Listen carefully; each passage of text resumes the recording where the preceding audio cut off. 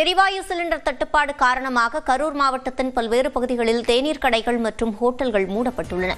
இதுகுறித்த விவரங்களை நமது செய்தியாளர் கார்த்திகேயனிடம் கேட்கலாம். கார்த்திகேயன், நிலவரம்.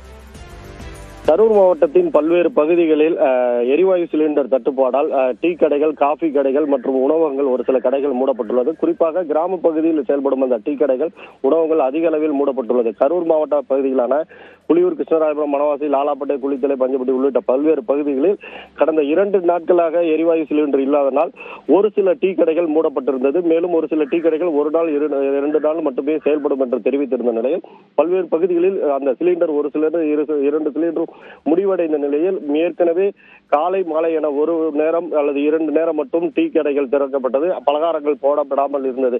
தற்போது லாலாப்பேட்டை பகுதியில் குறிப்பாக 10க்கும் மேற்பட்ட டீ கடைகள், அதாவது காபி கடை, உணவகங்கள் மூடப்பட்டுள்ளது. மேலும் அந்த பலகார கடைகள் இல்லாததால் அந்த டீ கடைகள் தினந்தோறும் குடிக்க வருபவர்கள் வேற வழி இல்லாமல், அதாவது தம் டீ என்று சொல்லக்கூடிய ட்ரம்மில் குடித்து ஒரு டீ மட்டும் வழங்கப்படுகிறது. அதாவது டீ கடைகள் திறந்திருந்தால் சூடாகவும் டீ, பால், காபி உள்ளிட்ட, இஞ்சி டீ உள்ளிட்ட பல்வேறு டீ குடிப்பார்கள். மேலும் பலகாரங்கள், வடை உள்ளிட்ட, போண்டா உள்ளிட்ட வகைகள் சாப்பிட்டு வந்த நிலையில் 2 தினங்களாக சிலிண்டர் தட்டுப்பாடு அதிக அளவு இருந்தது. தற்போது பல்வேறு கடைகள் மூடப்பட்டுள்ளது. காபி கடைகள் மூடப்பட்டுள்ளது. தற்போது ஒரு சில கடைகள் மட்டும் திறக்கப்பட்டு வாடிக்கையாளர்கள், தினந்தோறும் வாடிக்கையாளர்கள், அதாவது அலுவலகத்தில் வருவார்கள் மற்றும் தினந்தோறும் செல்லக்கூடிய வேலைக்கு செல்பவர்கள் தினந்தோறும் கஸ்டமரை இழக்கக்கூடாது என்பதற்காக ட்ரம் டீயில் வைத்து அந்த டீ மட்டுமே வழங்கப்படுகிறது. அதுவும் ஒரு சில 1 மணி நேரம் 2 மணி நேரம் மட்டுமே அந்த இது வழங்கப்படுவதால் பல்வேறு பகுதிகளில் எரிவாயு சிலிண்டர் தட்டுப்பாட்டால் தற்போது பாதிக்கப்பட்டு வருகின்றனர். ஏற்கனவே 2 தினங்களுக்கு முன்பாக அரவக்குறிச்சி பகுதியில் வீட்டு சிலிண்டர் தட்டுப்பாடால் 100க்கும் மேற்பட்ட பெண்கள்